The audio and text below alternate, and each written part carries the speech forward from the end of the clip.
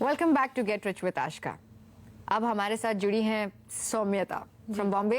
या welcome to get rich with Ashika Saumyata. बहुत अच्छा लगता है जब आप जैसे यंग लोग आते हैं इस शो पे। टेल मी क्या गोल्स हैं तुम्हारे?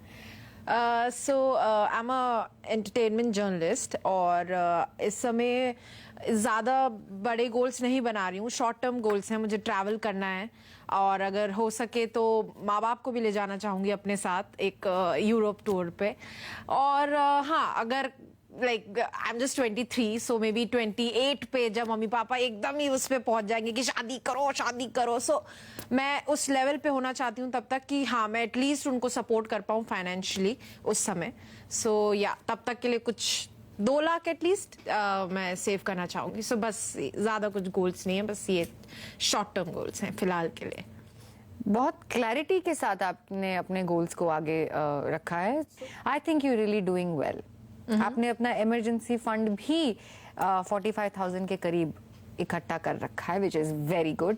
मैं ये नहीं कहूंगी कि 45 इज इनफ, आपको आगे बढ़ना है, but I just come on to that after understanding कि आपको शादी के लिए आपने कहा 2 से 3 लाख रुपए का कॉर्पस चाहिए और आपको फॉरेन टूर के लिए कितना चाहिए? आई थिंक 3 lakhs तो मिनिमम चाहिए होगा because I want my parents to come along, so at least 3 lakhs। फिर थोड़ा सा उधार ले सकते हैं। नहीं आप उधार लेने का कभी भी मत सोचिएगा, क्योंकि आपने इतनी कम उम्र में फाइनेंशियल प्लान की तरफ जो कदम बढ़ाया है उसको ध्यान में रखते हुए मैं आपको कभी भी ये सलाह नहीं दूंगी कि आप उधार की सोचना, कभी भी मत सोचना उधार की। हाँ, आपको फ्यूचर में अपने एसेट्स को खड़ा करने के लिए कभी लोन की जरूरत पड़ती है, तो उस वक्त आपकी फाइनेंशियल कैपेबिलिटीज और सिचुएशन को समझते हुए आप क्या और कितना और किस चीज के लिए लोन ले रही है वो तब मैटर करेगा। बट उधारी में आप ये मत करना कि आपने पर्सनल काम के लिए, जैसे चोर हो गई या शादी हो गई, इसके लिए कभी प्लीज अवॉइड करना कि आप कोई पर्सनल लोन में जा रहे हो, बिकॉज इंटरेस्ट बहुत हाई होता है। क्योंकि आपके ऊपर कोई डिपेंडेंस नहीं है तो आपको लाइफ इंश्योरेंस की जरूरत नहीं है, बट हेल्थ इंश्योरेंस की जरूरत है। जी, आपके पास है हेल्थ इंश्योरेंस? नहीं है। आप 23 हैं, हेल्थी है, इसका मतलब ये नहीं है कि आप अपनी हेल्थ को इंश्योर नहीं करेंगे। You have to insure yourself, right, with minimum 3 lakhs। आपकी एज को देखते हुए आपका प्रीमियम 2-3 हजार के बीच में आएगा अगर आप 3 लाख की कवर लेती हैं तो। तो आपको पता है कि जब आप हेल्थ इंश्योरेंस लेने जाओगे तो आपको कितने पैसे कब देने हैं?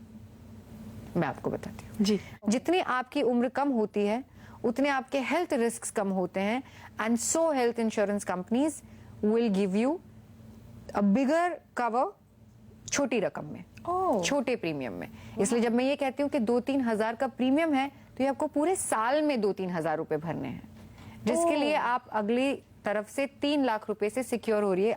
ऐसा लगता है कि क्या एक जगह यू नो आप इन्वेस्ट तो नहीं बट एक जगह ब्लॉक कर देते हैं पैसे जब ऐसी चीजों के लिए, सो तब थोड़ा लगता है कि इंश्योरेंस के लिए या is it the right thing to do at this point, at this age and at this point of time.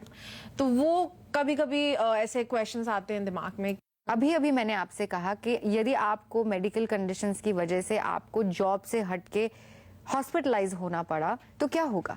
आपकी जो जुड़ी हुई रकम है, जो आपके बचाए हुए पैसे हैं, वो सारे चले जाएंगे आपके इलाज में। तो बताइए कि आपने जो जोड़ा है वो आप रिस्क करना चाहती हैं या सालाना 2-3 हजार रुपए खर्च करना चाहती हैं? that makes sense. तो पैसे आपके अटकेंगे या पैसे आपको, ये जो आप सही जगह पर पैसे लगाएंगी वो आपको अलाउ करेंगे कि आप और आगे इन्वेस्ट कर सके फ्रीली। और जीवन में हर चीज की वसूली भी नहीं होती है, तो ये भी मत सोचना कि मैंने 20 साल से हेल्थ इंश्योरेंस में पैसे दिए, वसूली तो हुई नहीं। वो तो नहीं सोचूं। अब क्विकली आते हैं आपके गोल्स के ऊपर।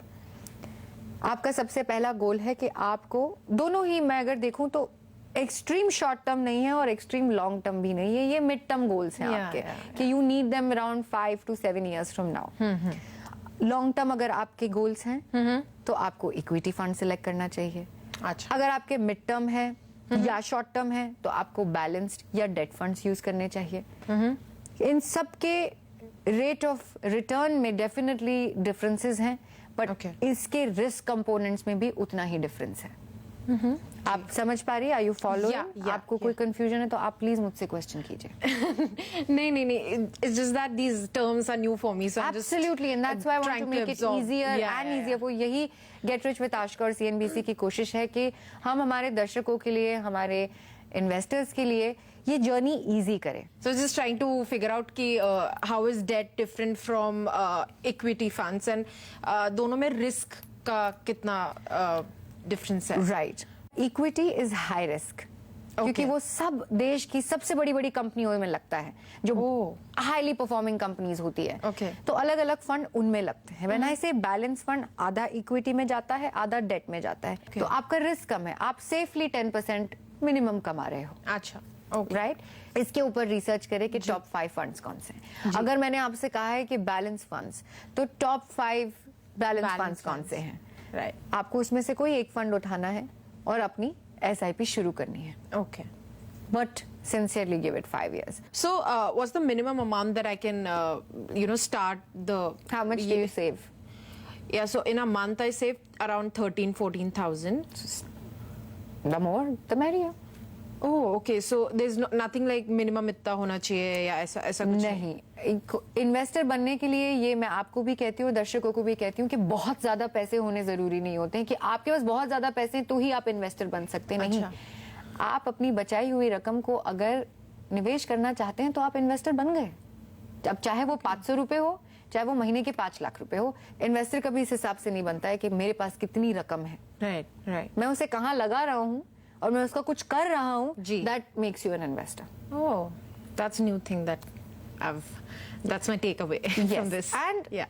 अगर आप मानो 10,000 की SIP करती हो बैलेंस फंड्स में, भले ही आप सिर्फ 2 स्क्रिप्ट्स लो, 2 अलग फंड्स में आप इन्वेस्ट करो. मैं हमेशा ये सजेस्ट करती हूँ और मैं खुद भी ये चीज फॉलो करती हूँ कि अगर मुझे फॉर एग्जाम्पल मेरे पास 10,000 रुपए तो मैं 10,000 एक साथ निवेश नहीं करूंगी. मैं 5,000 और 5,000 स्प्लिट करके सेम डे पे इन्वेस्ट करूंगी ताकि NAV भी मुझे सेम लगे, पर मेरे पास इस बात की सहूलियत है कि अगर 2 साल बाद for any drop, any setback और anything, if I have to stop my SIP, then मैं पूरी 10,000 की नहीं बंद कर रही हूँ, मैं सिर्फ 5,000 की बंद कर रही हूँ. So remember that would be one more takeaway. Yeah, sure. Yeah. So thank you for joining us on Get Rich with Ashka. Thank मुझे you for बहुत having अच्छा me लगता on है. this show. तो मैं आपसे भी और दर्शकों से भी ये कहना चाहती हूँ कि यंग लड़के और लड़कियां, जब आपके पास अगर 500 रुपए भी बचते हैं तो आप एक इन्वेस्टर बन सकते हैं. So please write to us and come on to this show. We want to help you build a secure future. और मैं कहना चाहूंगी उन सारे दर्शकों को कि इतनी सुंदर फाइनेंशियल प्लानर आपको और कहीं नहीं मिलेंगी. So please come to this show and continue watching CNBC. Yeah, it's a pleasure coming on this show, Ashka. Thank you so much. Thank you, Somita.